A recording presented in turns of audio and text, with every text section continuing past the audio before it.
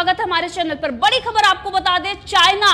पर अब सैन्य कार्रवाई होगी। जिस तरीके से आर्थिक तौर पर चाइना को पटकनी भारत ने दी है और भारत ने चाइना को खुली चेतावनी दी है। जनरल बिपिन रावत का बड़ा बयान आया है चाइना को लेकर।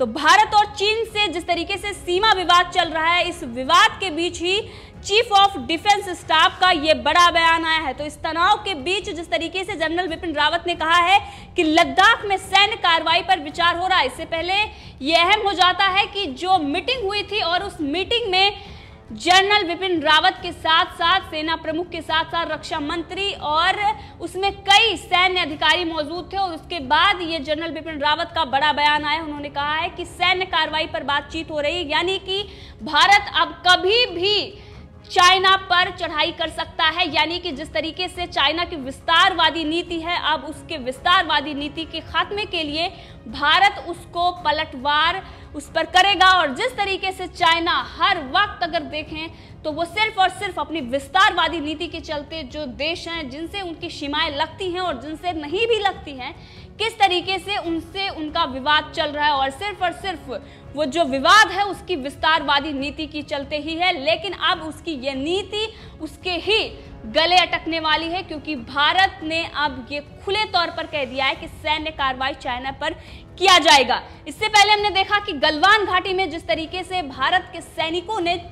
चाइना को सबक सिखाया और उसके बाद चाइना पीछे हटा, लेकिन उसके बावजूद भी वो जिस तरीके से घुसपैठ करता आ रहा है, अब जो सैन्य स्तर की कई ऐसी जो मीटिंगें हुई हैं और उस मीटिंग में जो चाइना और भारत के बीच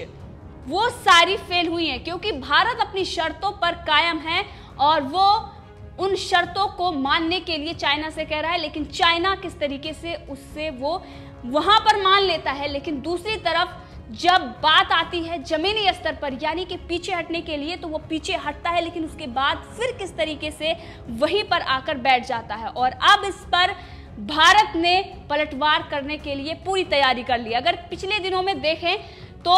मोदी सरकार ने जो बड़े बड़े फैसले लिए हैं आर्थिक तौर पर, अगर किसी भी देश से जंग जीतनी है तो उसको सबसे पहले आर्थिक तौर पर पटकनी देनी चाहिए, और इसीलिए आर्थिक तौर पर उसे पटकनी दी गई। और वहीं पर अगर देखें तो बॉर्डर एरिया में जिस तरीके से डेवलपमेंट का काम हो रहा था, और वहीं पर रक्षा सौदे, और वहीं पर अगर देखें जो इमरजेंसी परचेजिंग की गई है, ये सारी चीजें दिखा रही थी कि ये सिर्फ और सिर्फ लद्दाख में जो विवाद चल रहा है इसी के चलते ये सारे जो रक्षा सौदे हुए हैं भारत ने किए हैं। और सिर्फ चाइना को सबक सिखाने के लिए अगर बात करें तो कई ऐसे देश हैं जो इस वक्त चाइना के खिलाफ एकजुट हैं। और जनरल बिपिन रावत का ये जो बयान आया है ये बेहद ही महत्वपूर्ण है, क्योंकि अगर देखें तो काफी समय से चाइना से विवाद चल रहा है और इस तनाव के बीच भारत अपनी शर्तों पर खड़ा हुआ है, यानी कि चाइना को पीछे जहां पर जो पॉइंट है उससे, जो पेट्रोलिंग पॉइंट है उससे उसको पीछे जाना होगा। अगर बात करें, कुछ लोग इस पर सवाल ये उठा रहे थे कि आखिर चाइना हमारे क्षेत्र में है और वहां से वो वापस नहीं जा रहा, लेकिन चाइना जो पेट्रोलिंग पॉइंट के लिए यानी कि जहां पर दोनों सेनाएं यानी दोनों देशों की सेनाएं जाती हैं और उसके बाद वहां से गश्त लगाकर आ जाती हैं, और वहां पर परमानेंट अगर देखें तो कोई भी वहां निर्माण कार्य नहीं करता है। लेकिन चाइना कई दिनों से, पिछले कई दिनों से उस पर निर्माण कार्य भी कर रहा है। और जब भारत कर रहा था तो चाइना ने इसका विरोध भी जताया, लेकिन भारत ने एक नहीं सुनी और उन सभी निर्माण कार्यों को पूरा कर लिया है। लेकिन जो सेना है वो अस्थायी रूप से वहां पर नहीं टिकती, लेकिन चाइना ने जो समझौते पिछले कई सालों में हुए उनका उल्लंघन करते हुए वो वहां पर बंकर और तमाम अपने जो ताम झाम है लेकर वहां पर वो बैठ गया। लेकिन उसके बावजूद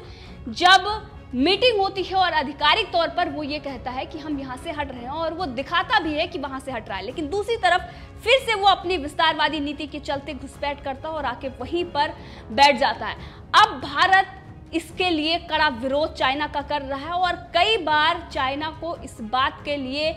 जो बातचीत हुई उसमें कहा भी गया। वहीं पर अगर देखें तो आर्थिक तौर पर जिस तरीके से चाइना को पटकनी भारत दे रहा है उस पर चाइना कई बार बौखलाया। उसने कहा है कि ऐसा भारत के लिए अच्छा नहीं होगा और इससे जो विवाद है उसको बढ़ाया जा रहा है। लेकिन अगर देखें तो भारत अपनी शर्तों के लिए उसके जो इरादे हैं वो मजबूत हैं और हर बार की तरह यानी कि जो 70 सालों में हुआ है वो इस बार नहीं होगा। और अब चाइना को एक बार फिर मुंह की खानी पड़ेगी, क्योंकि गलवान घाटी में जिस तरीके से हमारे सैनिकों ने चाइना को मुंहतोड़ जवाब दिया है,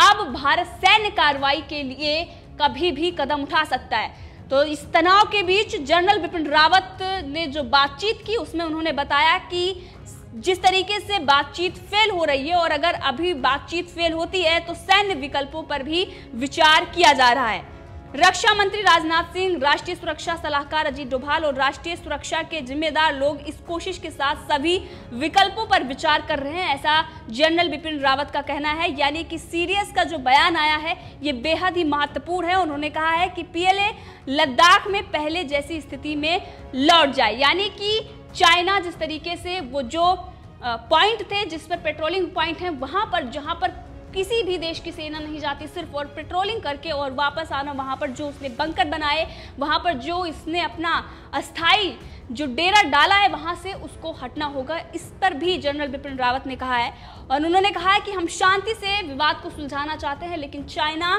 शांति से सुलझाने के मूड में नहीं है और इसीलिए भारत उस पर जोरदार प्रहार करेगा।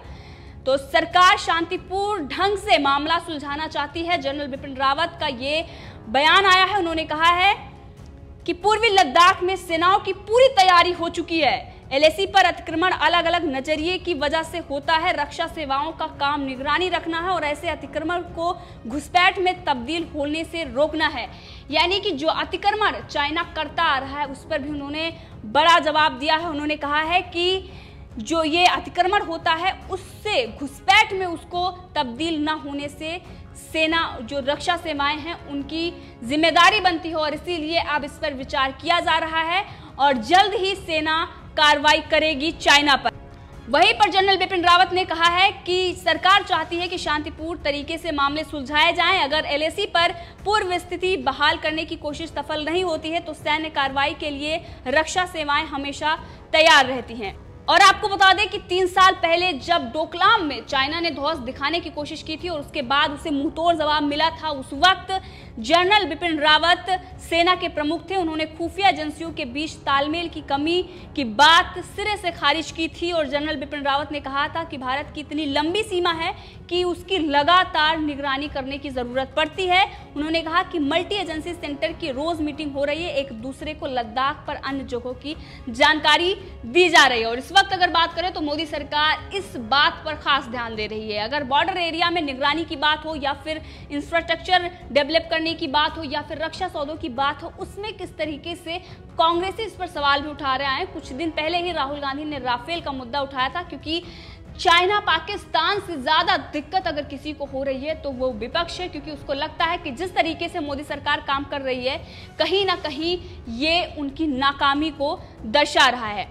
तो ये बड़ा बयान जनरल बिपिन रावत का आया है। इसी के साथ आपको बता दें कि चाइना जिस तरीके से उसकी विस्तारवादी नीति है, अब वो आस्था पर चोट कर रहा है, यानी कि कैलाश पर्वत के पास उसने अपनी मिसाइल तैनात कर दी और अब चाइना ने हद कर दी हो। और इसीलिए अब जो शांति प्रिय देश रहा है सालों से, जिसने शांति का ही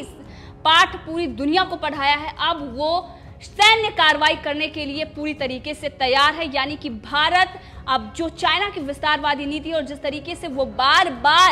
हर बार वो माफी मांगता, हर बार वो पीछे जाने की बात करता है, लेकिन उसके बावजूद भी वो अपनी हरकतों से बाज नहीं आता है और इसीलिए अब भारत पूरी तरीके से तैयार हो चुका है चाइना को एक और बार पटकनी देने के लिए। तो जनरल बिपिन रावत का ये जो बयान आया है, इससे पहले अगर बात करें तो बैठक हुई थी सैन्य अधिकारियों की और उस बैठक में एनएसए अजीत डोभाल के साथ सीडीएस जनरल बिपिन रावत, थल सेना प्रमुख जनरल नरवणे, नौसेना प्रमुख एडमिरल करमबीर सिंह और वायुसेना प्रमुख आरकेएस भदौरिया शामिल थे। और उस बैठक में जिस तरीके से ये बातचीत हुई है, सैन्य कार्रवाई करने के जो विचार चल रहा था, उसी पर जनरल बिपिन रावत ने ये बड़ा बयान दिया और उन्होंने कहा है कि मौजूदा हालात जो इस वक्त हैं उसको देखते हुए चीन से लगती सीमा पर भारत अपनी सेनाओं को कम नहीं करेगा। यानी कि जिस तरीके से चाइना इस वक्त बात करें तो वो पाकिस्तान पर किस तरीके से मेहरबान है। सऊदी अरब से जो रिश्ता पाकिस्तान का टूटा है, उसका नया आका चाइना उसके साथ खड़ा हो गया है और चाइना किस तरीके से उसे अपना जो बेहतरीन लड़ाकू जहाज है वो पाकिस्तान को दे रहा है और सिर्फ ये दिखाता है कि जो पाकिस्तान की सैन्य ताकत है उसे बढ़ाने के लिए चाइना लगातार उसकी मदद कर रहा है। और अगर देखें तो इनडायरेक्टली चाइना अपनी मदद करने के लिए ये सारी चीजें कर रहा है। उसे लगता है कि भारत के विरोध में अगर हमें किसी देश को खड़ा करना है तो वो पाकिस्तान, क्योंकि पाकिस्तान चाइना के कर्ज के तले डूबा हुआ है और इसी का फायदा उठाते हुए वो लगातार पाकिस्तान को भारत के खिलाफ उकसा रहा है और चाइना इनडायरेक्टली भारत के खिलाफ पाकिस्तान को एक हथियार के रूप में इस्तेमाल करना चाहता है। इसी के साथ आपको बता दें तो जिस तरीके से चाइना में मानव अधिकार को लेकर कई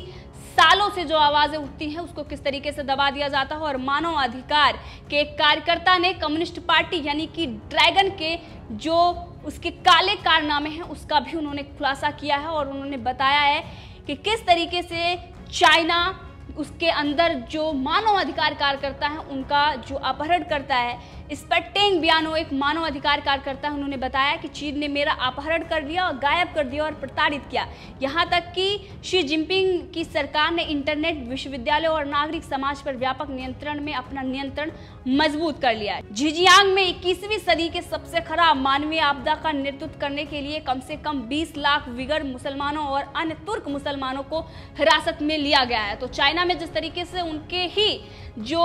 नागरिक हैं सरकार के खिलाफ खड़े हों और वहीं पर अगर बात करें तो पाकिस्तान जिस चाइना की बात करता है और जिस तरीके से उसे समर्थन करता है, एक तरफ वो मुसलमानों का हितैषी अपने आप को दिखाता है, लेकिन चाइना में जिस तरीके से वहाँ लोगों को प्रताड़ित किया जा रहा है, मुसलमानों को प्रताड़ित किया जा रहा है, पाकिस्तान को ये समझने की जरूरत है। लगातार अगर देखें तो कई ऐसे मुस्लिम देश हैं जो इसी वजह से पाकिस्तान और चाइना से उनके विरोध में खड़े हो रहे हैं। वहीं पर अगर देखें तो भारत की विदेश नीति इतनी अच्छी है कि कई ऐसे देश हैं जो भारत के साथ में खड़े हुए हैं। तो जो कुछ भी हलचल सीमा पर हो रही है उसके मद्देनजर रखते हुए अब सैन्य कार्रवाई पर विचार हो रहा है और जल्द ही कोई ऐसा बड़ा कदम भारत उठा सकता है चाइना के खिलाफ, क्योंकि आर्थिक तौर पर जिस तरीके से भारत ने कई पटकनी चाइना को दी है और कई बड़े फैसले लिए गए हैं, अब सैन्य कार्रवाई पर विचार हो रहा है। और जनरल बिपिन रावत का ये जो बयान आया है, सीडीएस बिपिन रावत ने चाइना को लेकर ये बड़ा बयान दिया है, ये दिखाता है कि आने वाले दिनों में जो बातचीत हो रही है उसमें इसी बात पर विचार हो रहा है कि अब सैन्य कार्रवाई चाइना पर की जाएगी। तो चाइना अब ड्रैगन को सबक सिखाने के लिए कई ऐसे देश हैं जो साथ मिलकर इस वक्त खड़े हैं और चाइना को जल्द ही सबक सिखाया जाएगा और उसकी विस्तारवादी नीति के चलते ही चाइना का खात्मा होगा। तो इस मुद्दे पर आप भी अपनी राय रख सकते हैं, कमेंट करके जरूर बताएं। अगर आपने अभी तक चैनल को सब्सक्राइब नहीं किया है तो कर ले ताकि हर अपडेट आप तक पहुंचती रहे। धन्यवाद।